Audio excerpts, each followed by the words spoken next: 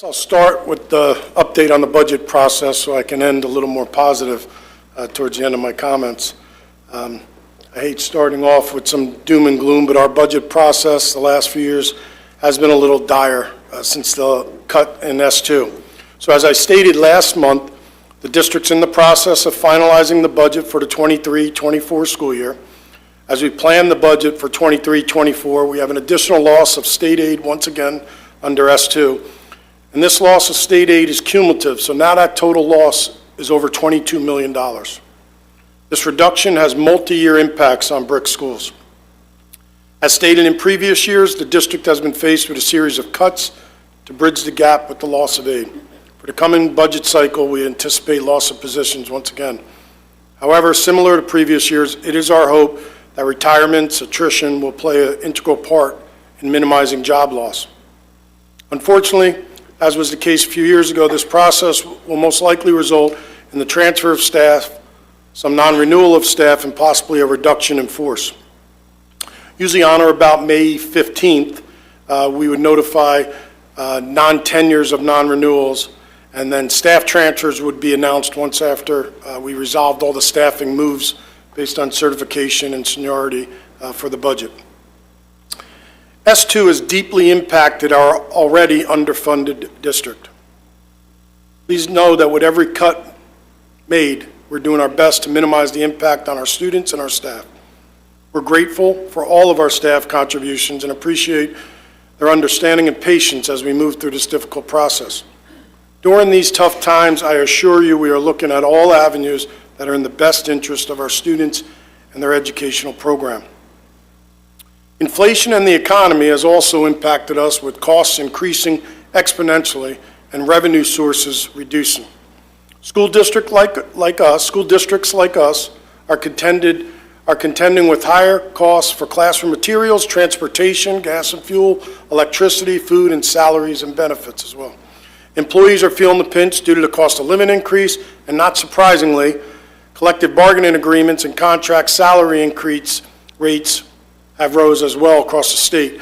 In this school year right now, the average we received from school boards was an average increased salary negotiations of 3.3% and rising.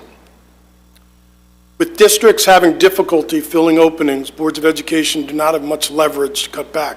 In fact, many districts are losing tenured teachers to go to other districts offering higher salaries.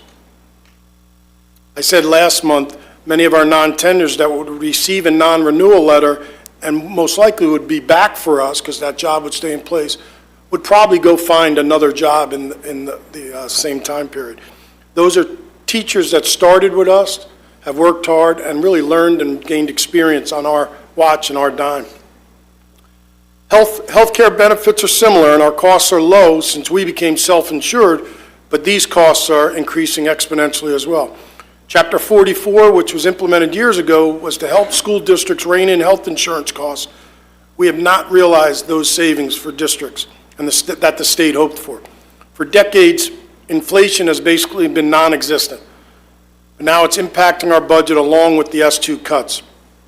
For the last year, I just read in the Wall Street Journal last week when I was writing these comments, the Consumer Price Index, CPI, which is what they base the cost of living off, is 7.1%.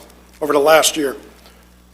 So that basically represents a cost of living increase for all of us, senior citizens, as well as organizations and private sector.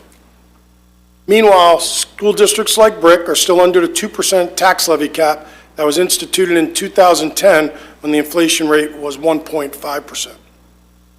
This is the perfect storm, unfortunately, as I've said, and we need the state's help. There's a paradox with the state of New Jersey school funding formula in that it doesn't provide relief nor afford a mechanism for districts such as Brick that are way under adequacy, $23 million, and have had state aid reduced substantially. 49% our state aid has been reduced. We're up to 40% of our budget 5 years ago. We're now reduced by 49% under S2. The time is now for us in Brick to advocate for our very efficient yet effective school district. And we cannot allow Trenton's insouciance to continue with us anymore and ignore us. On to some more positive things. I know one of our student reps mentioned this week was National School Counseling Week, dedicated to focusing public attention on the unique contribution of our school counselors, and highlights the tremendous impact school counselors can help in having students achieve school success and plan for a career. The theme for the 2023 National School Counseling Week is School Counselors Helping Students Dream Big. This is certainly evident here in Brick, and you'll see it firsthand at our Brick and Beyond event coming up next week for our high school students. Thank you to all of our Brick counselors in any role and capacity you serve for serving our students, parents, and community as a whole. Brick, as this week is National School Counselors Week, a special thank to our supervisors of our counselors, Mr. McKnight and Mrs. Smith, and all of our counselors for organizing Brick and Beyond for the community. This event helps our students achieve school success, plan for their future, and dream big. It will be next week, February 15th at 5 p.m. at Brick Memorial High School. This college and career planning event for our students and their families. This is a college and career planning event for our students and their families. There'll be over 125 representatives coming to this event, some 60 colleges, vocational schools, career schools, along with job offerings from Great Adventure, Lakewood Blue Claws, Jenkinson's, Brick Beach Recreation, Casino Pier, NJ Swim, etc., and many more are being added.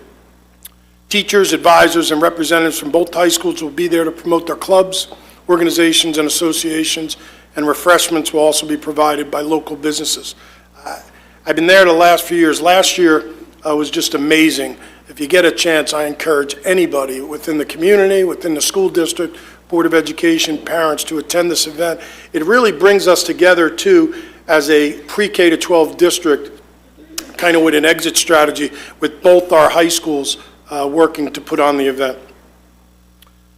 A School Resource Officer Appreciation Day, Wednesday, February 15th, as well next week, is our SRO Appreciation Day. Brick Schools is thankful for the cooperative relationship we have with our Brick Township Police Department, as you heard, and for our help with our SROs and all the security that also work in our district under Ms. McNamara. Thank you to Detective Alvarado and Detective Barnes for all you do to service our students, parents, staff, and community. The last week, we've been on kind of tour with the 5th grade DARE graduations. I think you've probably seen them on Twitter or on our website. Really is a great program we have here in Brick. And again, in other districts I've been in, the DARE program has not been as well attended and well served with the local police department as I see here with our police. They really connect with our students. You could see them knowing the students at the graduation ceremony. The posters and essays that the 5th graders have done is just outstanding. They make a pledge to practice good decision-making and lead healthy and safe lives. So thank you to our Brick police officers who deliver this program to our 5th grade students. I know it's been in Brick for years, Ms. McNamara. I know in other districts it went away, was funded by a grant, came back, but I know it's been here for years.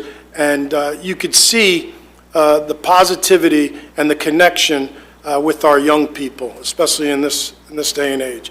They talk about everything from saying no to drugs and violence, and they talk about drugs and opioids and teen suicide and social media safety and vaping. And in the beginning, the police officers actually say, I know the students don't want to hear this, but he says, parents, be nosy. Be nosy. Know what your children are doing and stay involved.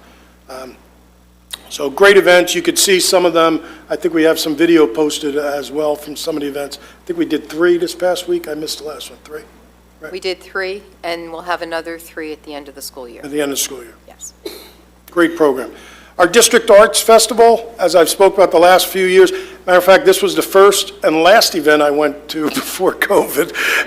I was here 2 weeks. We went, looking back, it might have been a super spreader, Ms. McNamara. No, I mean, I never met and shook hands of that many people in my entire life. There had to be 1,000 people plus, right? Easy. Yeah. And Ms. McNamara took me around. I'm meeting staff and parents, and I think I must have touched 1,000 hands probably. And that was like, and then I want to say the next week we closed schools, or very shortly thereafter.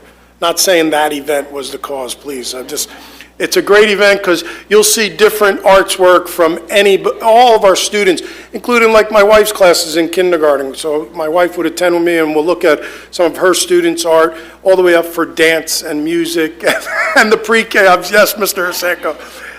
And they put on showcases. It really is an awesome event. So that'll be Thursday, March 9th at Brick Township High School. And that'll highlight, like I said, all the fine and performing arts programs pre-K to 12, not just K to 12, so we got to say that. So it'd be great to attend both of these in person, and I hope many of you do as well. As we're getting ready for President's Day, I always like to end in a quote, and I know my two top editors of my comments over there, Dr. Anderson and Ms. McNamara, always help me out with a quote, and this one for President's Day is from George Washington, and it's very apropos. And as you know, George Washington, one of our great leaders, our first president, a general and Revolutionary War hero, he stated, "The harder the conflict, the greater the triumph."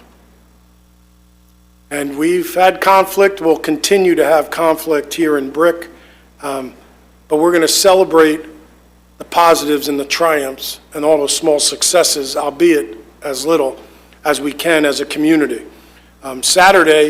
This Saturday, February 11th, is the Brick Township 173 birthday that they'll be hosting at the Civic Center. That's also another way to celebrate our community, our interactions as a whole, as we overcome a lot of things.